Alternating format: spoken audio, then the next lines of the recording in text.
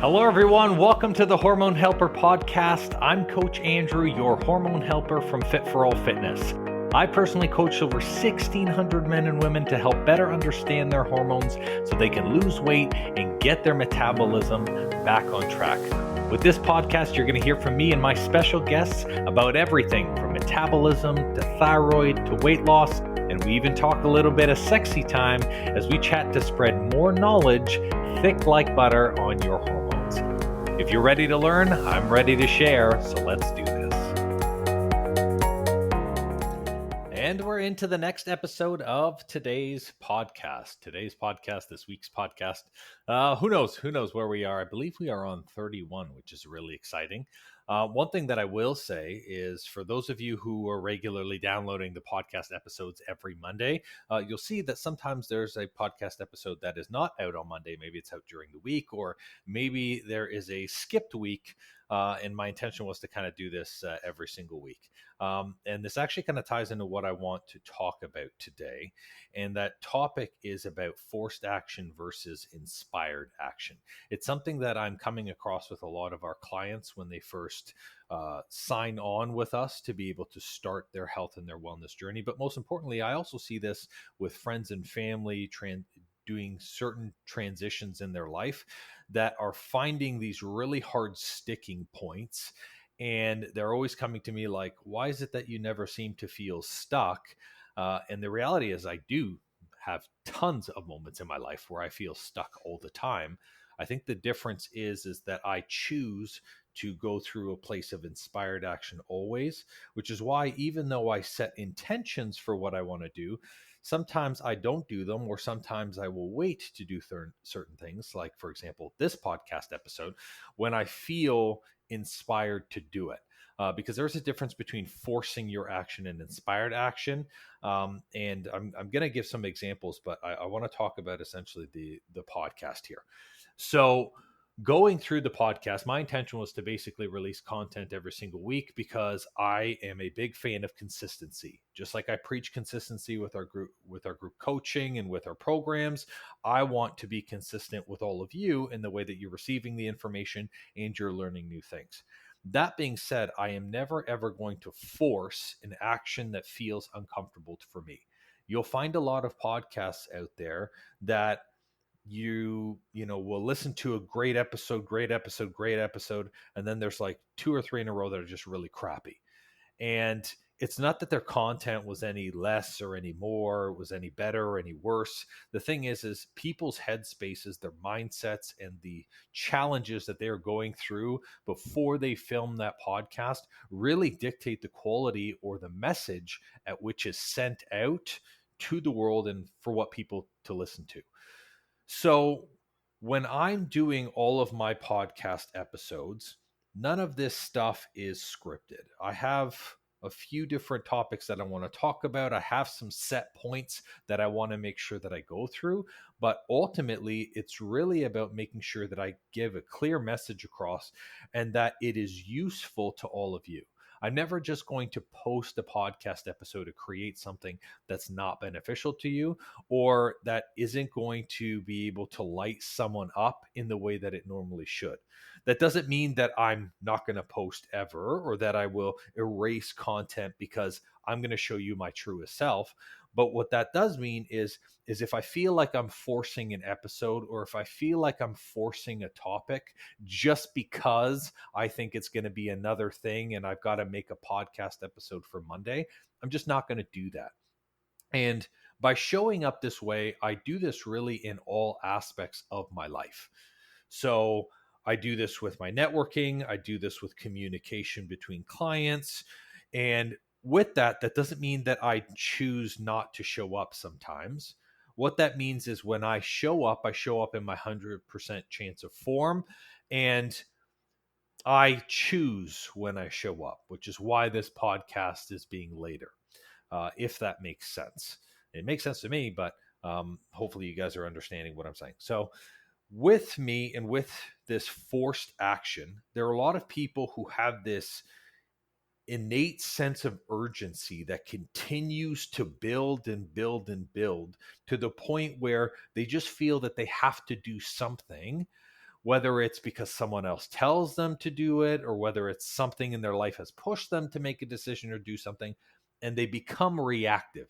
And that's what forced action is. It's action out of desperation, it's action out of frustration, it's action out of guilt, or maybe out of empathy, in which you do something that really you don't want to do, and it always ends up turning out the way that you never intended it or didn't want it to turn out.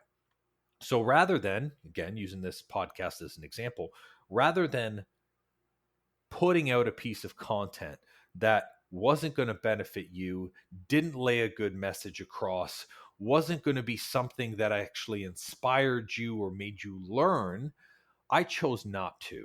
And I chose to actually scrap the episode that I had filmed because it just wasn't coming off the way that I had intended. And when that topic does come up in a way where emotionally and physically I am into it, I'm totally going to deliver that value to you. So that topic still exists. It's in my host of, 300 plus topics at this point that I want to get through. But I'm going to do this more organically because this is how you live what I call as a resistance-free life. So bringing this topic of no forced action but inspired action together, like I said, I've got a couple points that I've written down, but really these points have been through the span of this week and this weekend, conversations that I've had with clients and that I've had with people. So I'm going to not name names for this because there are a lot of friends and family who listen, but everyone, I think, in their life comes across a point in time where they will make a major transition in their life.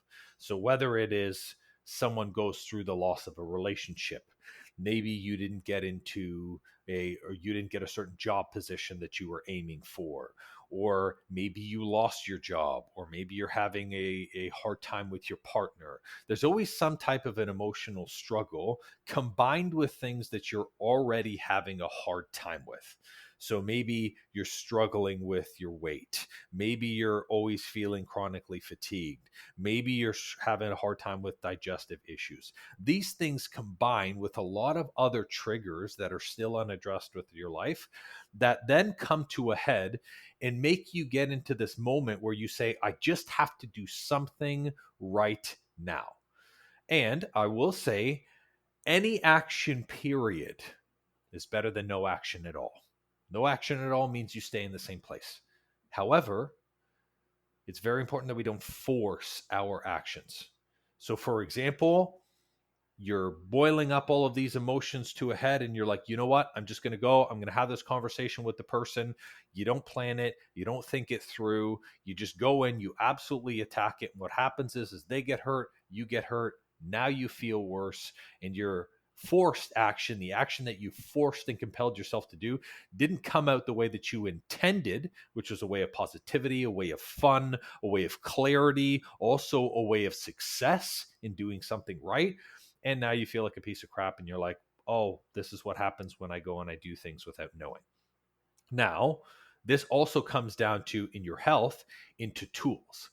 So as a coach, I have all of these tools that I will use with clients under certain circumstances, whether it's different types of nutrition protocols, whether it's different ways to balance hormones or different ways to be able to do their activity. I will do things in a specific way, and those tools are for specific reasons. But some people get into this place where they've been in a state of desperation for so long that they're just like, just give me the next tool and the next one and the next one. And they start piling in all of these resources in a desperate hope and attempt that if they apply things randomly or if they apply things with speed, that they're going to see a different result. And ultimately, because that action is forced, it comes from a place of desperation, it comes from a place of frustration. They don't stick with something long enough to make it work. So these are the types of people who you might try a diet for a week and you're like, screw this doesn't work. Or you might make a shift in your routine to try and feel a little bit better or maybe more energized when you're waking up in the morning, but you shift your sleep routine for 3 days.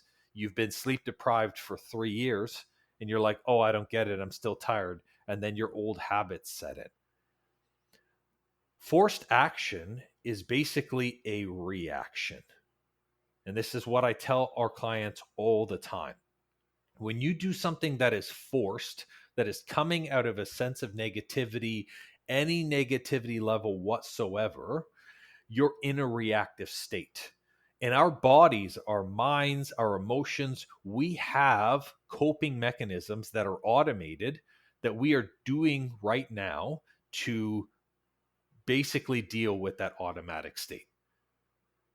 So some people who do forced action have poor relationships with food because they eat to curb their cravings. They eat to curb their stress. They eat to give themselves a reward. And that is an example of an automatic pattern that's really not your fault. It's just something that ended up being a default mechanism because you're just trying to force different things in your life. So when people are speaking with me and they see by my communication with them, by the way that I take my time to give answers, by the way that I might say, hey, you know what? I actually don't have an answer for you right now, but I'm going to come back with an answer for you. All of those things I do in an inspired state. So that doesn't mean that I'm living on cloud nine every single day of my life. I wish I was, but no. All that means is that sometimes it takes thought, it takes consciousness, it takes being in a different state to give someone an answer or do something that you desire to be better. It's also why people like therapists will recommend that you have to work through things or up level your state to then be able to address where you are. If you're floating in a place of guilt or a place of frustration or a place of you're always trying to people please or do things for other people, being in a high empathetic state, there's no way that you can focus on being able to do something for yourself. So you have to up level that mental state to in order to change those emotions so you actually feel inspired to do it. So that's essentially what forced action is. It's something that you do because someone else or something else makes you do it. Now, some of you are going to say, well, Andrew, no one forces me to make choices. I make my own choices. When someone tells me I can't do something, I'm going to be hell bent on doing it. You didn't choose that. You didn't. It's an automatic mechanism that you learned a long time ago. Maybe it was as a kid, maybe it was from your parents. But when I'm having conversations with my friends and with our clients, there's always these one or two trace things where you can come across and say, you know what, it was that situation. If you're of the mentality who's like, regardless of what anyone else tells me to do, I'm going to especially do it because someone tells me I can't, you're doing it to prove them wrong. And that's a forced action. It's not an action that was chosen by you. You said, you told me I couldn't, I'm going to do it. Now, that doesn't mean that you can't take charge in your life. Some people are going to say, well, it seems that all of my actions are forced. You do still have to take action, period. So this goes back to that no action thing that I was talking about at the beginning of this. If someone's in a spot where they're not doing anything different in their life, nothing will change. And you are going to have to try things, even if some of those things might fail, even if those actions might not get you the result, to get you to a different place. As an example, let's take your workouts or let's take your food. If you're in a spot where you're like, wow, I'm really tired of being overweight, or I'm sick of having all of these cold flashes, these hot flashes where I'm going through night sweats like crazy. Awesome. That's where you are right now. Now you've never tried to change up your nutrition before. So I encourage you, go ahead, start eating healthier foods, start implementing different foods into your routine. Maybe it will work, maybe it won't. That's not forced action. That's effort. You do have to put effort into your life. Everything that I do, just like these podcasts, just like our client delivery, just like the way that I show up with my friends and my family, it takes effort. Some of those things I don't always do right the first time, but I'm not forcing myself to do that. I genuinely want to do that because I know that by doing something different, I'm going to get a different result. But where the forced part comes into play is where that someone else or something else makes you feel like you have to do it. So for a long time, I was someone who was very empathetic. I think I still am very empathetic. I feel other people's emotions. I don't like it when people are unhappy. It's part of the reason why I've become a very good coach, is because I know how to be able to serve somebody else. However, in the past, I was very, very guilty of serving at the cost of myself. I'll do a call at 9:30 even though that's when I'm supposed to go to bed. I'll shift something even though we already had a time scheduled in my day. And now I've missed my workout or I've missed my lunch. I used to do that in the past when I was a personal trainer at the very beginning of my coaching experience. And what I came to realize was, by doing that, by saying yes to that action, I was subconsciously forcing other problems in my life. I was creating a lot of the problems that my forced action, by the action that I chose, by the decision that I made in that moment, was actually supposed to change. So even though it was out of the goodness of my heart, I did something to please someone at the cost of myself. And there are a lot of people who do that.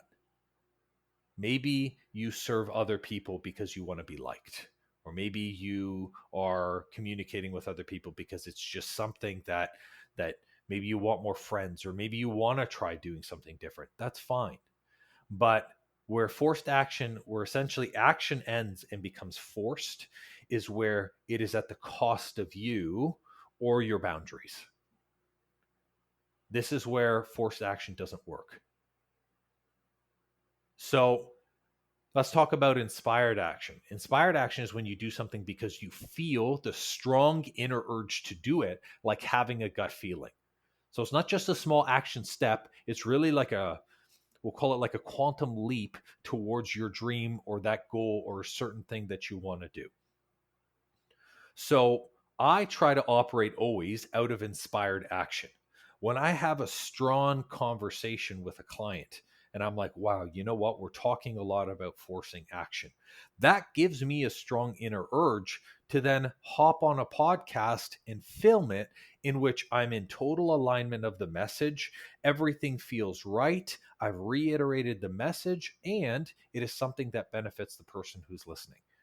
That's inspired for me. Or, for example, when I'm creating content in my program, if I've got 10 to 15 questions that week of the same struggle, Andrew, I'm having a hard time staying asleep at night. Andrew, I'm having a hard time being able to manage my cravings for, that 1 to 3 p.m. window during the day. That's when I'm like, wow, there's a lot of people struggling with this. And then I become inspired to share the answer in unison and put together a real solution or a real message where people can fully understand. Now, I'm using that example with, of course, how I'm coaching, but you could essentially put this inspired action into every place in your life. So, for example, you're in a state where you're like, hey, it's time for me to lose weight. Cool. Well, what can you actually look forward to about your weight loss journey? One of the things that helps people get into activity, which again is a little bit of vanity, and a little bit of vanity is good, is I tell someone, well, why don't you go and buy something for you to fit into? Something really exciting. You go shopping and you know that you're going to buy something that doesn't fit you right now, but it will fit you. And when it does, it's going to look killer. And you get excited about that.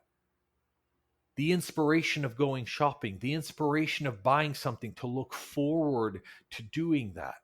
That's going to encourage you to put on your running shoes every day and get active and just get to work and do it. Inspired action comes in many different forms, but it must have that strong inner urge to do it. So, for example, even in relationships, when I'm communicating with friends and family and they're having a hard time, or I know that I can help someone and I have the capacity to do that, I feel inspired to do so because I know that by helping someone through their struggle, or by teaching someone something that they don't know, or even just investing my time, like going over to help someone do some charity work, or help somebody build a fence or their deck or close out their pool, that in that moment It's inspired because I'm looking forward to the conversation, to the growth of that relationship, and to the progress that my friend or family member is going to make. This is how a lot of my actions in life come from an inspired place. So I don't always have to be at the highs of highs or be super incredibly happy to take action in my life. I just have to know and feel so confident and have this gut feeling and trust in the process that it is going to work out and that I'm going to get positivity in some level through this. Positivity through an increase in my relationship, positivity in the change of my health result. Maybe I'm going to start to feel better. Maybe my digestion system is going to be better. Maybe I won't be bloated anymore. Maybe I'm start to have a little bit more energy during the day. Because right now, when people force action, it's because a lot of the things that they're trying to do just doesn't have enough evidence in their life. You haven't done a lot of things like that in which you've proven to yourself that you can and it works. So inspired action is where you have to take belief in something that it has worked. So how can we take inspired action on ourselves, on our health, on ourself, on our mental state? First thing that I'd encourage you to do is to find evidence. You have to find evidence that what you're going to do has worked at some level. So, for example, when it comes to losing weight, if you've lost weight before, you know that you can do it again. That's all the evidence that you need. Or if you haven't lost weight before, you know that you can literally search up on Google how many people in this world have lost weight just by changing their nutrition, and you will see hundreds of thousands of results. Sure, they've done a lot of different things. You don't even have to look at that. But all you have to do is say, they've done it just with nutrition. And if someone else can, then I have the potential to as well.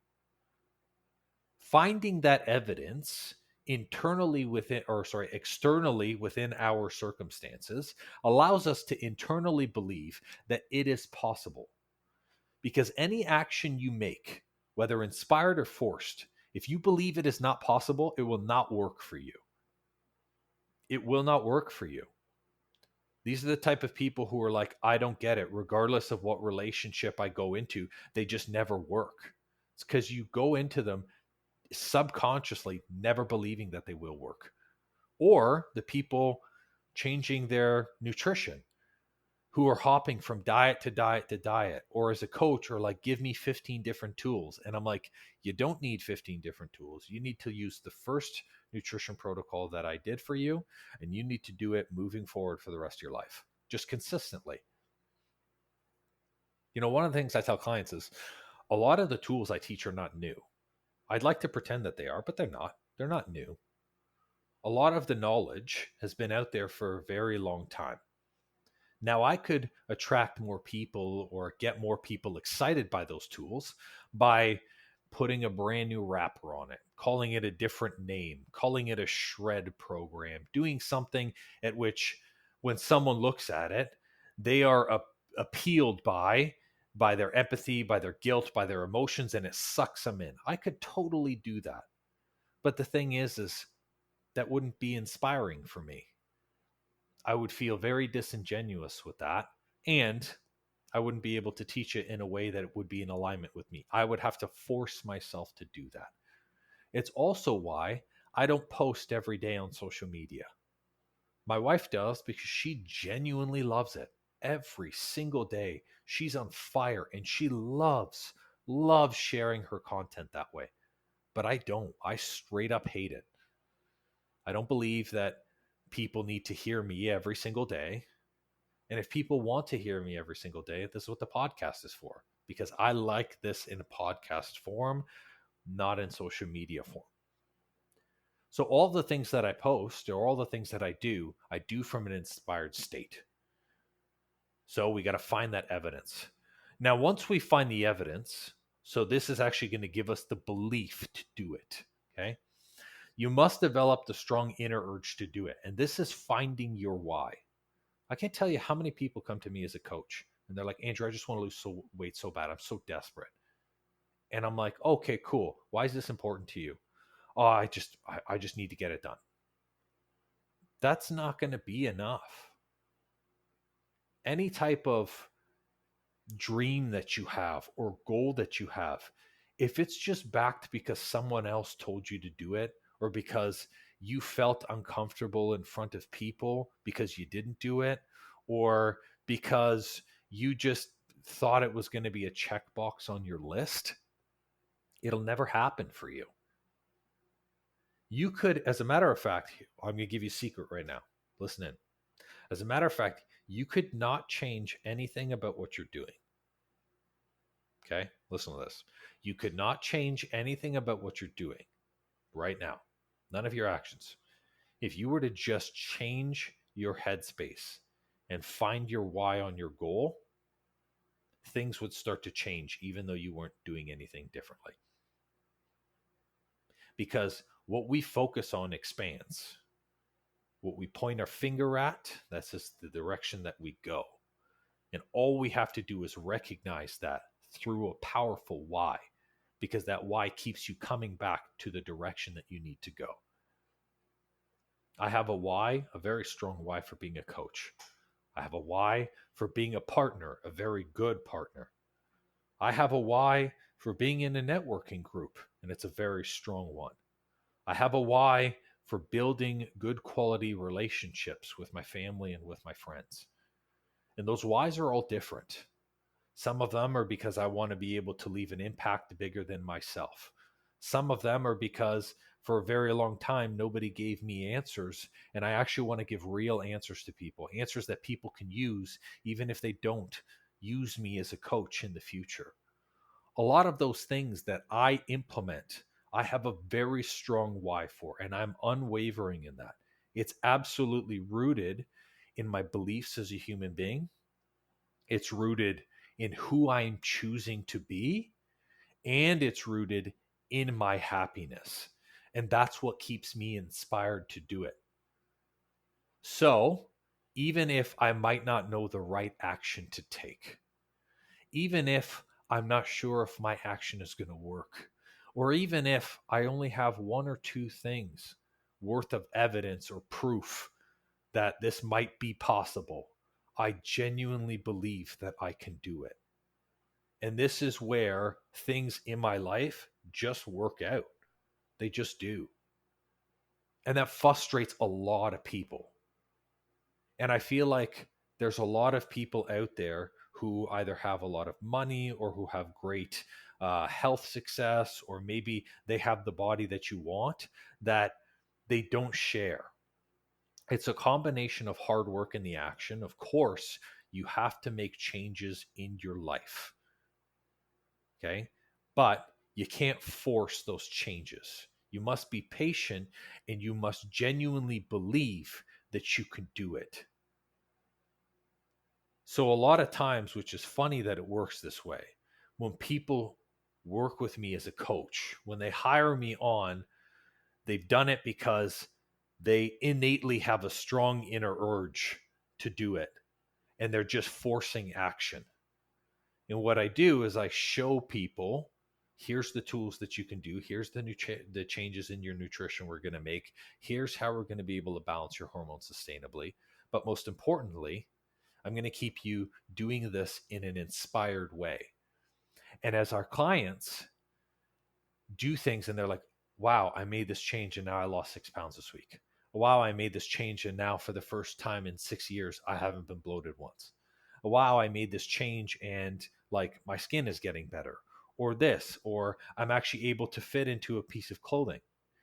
And the wins continue to stack on top of each other. And this rolling snowball of success gives you momentum behind your goal and your dreams. A lot of people are stuck simply because they don't know how to self-generate momentum. They need a different tool to push them. They need a different plan to push them. They need a different motivational speech to push them. They need a friend to harass them to push them. They need someone to guilt them to push them. And it's always the momentum of someone else or something else to drive them towards a goal or a dream. And oftentimes where they're driven to or where they're pushed towards is often not where they want to be. And you will find people in jobs that they don't like, doing things that they don't want to do, in relationships that they don't want to be in, and they're genuinely unhappy with their life. And the same thing can be said with all of the things that you take in your health. Yes, of course, you must have the right tools. Absolutely. Right? You can't hammer in a nail with another block of wood, right? Actually, probably you probably could with enough strength, but really you couldn't. It's not an effective tool. You could do it by doing something else, by using a real tool. So yes, you need the tools. The tools are important to learn. But what I want you to take from this is you have to take inspired action. And what I want to leave you with very quickly, because I know that this is getting a little bit long, is I want to leave you with this. I want you to ask yourself, okay, am I taking forced action? And here's how you can determine that. Am I always moving on to the next thing? I'm never taking time to implement something. I'm just next diet, next tool, next thing, join the next program. And none of them ever work. And you're just next. Are you the next person? That's what I call them. Always seeking next. This is how you can tell if you're taking forced action. Or are you the person who always takes action and then regrets it afterwards? Being the regrettable person. You say yes to picking up someone's kid, and then you're like, now I don't have time for me. Sucks. You say yes to doing this. Yes. Are you forever the yes person? And subconsciously, that forcing of yes to please others or please other people is actually forcing you to do something else. Those are the two ways that you can determine whether or not it's forced action. So determine whether or not it's forced action, and then look at your why. Very simple. Find out the real whys. A lot of our conversations, in the Vantage Academy and the Hormone Reboot program is going through people's whys, going through people's inner struggles. Why is this important to you? Why are you doing this right now? What do you want to accomplish from this? What does success look like for you? What are you not choosing to look at? These are all questions that you can ask yourself that ultimately will be able to put you back in a place where you can be inspired to do it. So don't be in a reaction. Reaction is forced action. Be inspired to do it. Thanks for listening. Well, it seems I'm all out of info juice for today. That's all for this episode. And thank you so much for listening. Please leave a raving review for me if you've learned something good, and make sure to subscribe to the podcast so you don't miss an episode. Now, if you're in the mood for some more great content and tools to get your hormones on track, why not check out our free Facebook group and the blog on our site? We do amazing weekly trainings in our group that me and my wife call Tea and Teachings that give good tips for anything hormones and metabolism related. It's also a great community where you get to share your goals and success with like-minded people just like you. I'll make sure to drop both the Facebook group link and the blog link in the show notes for you. Or if you're ambitious like me, the name of the group is Weight Loss and Balanced Hormones. It'll say Fit for All beside it with a picture of me. So come and join us and have more fun.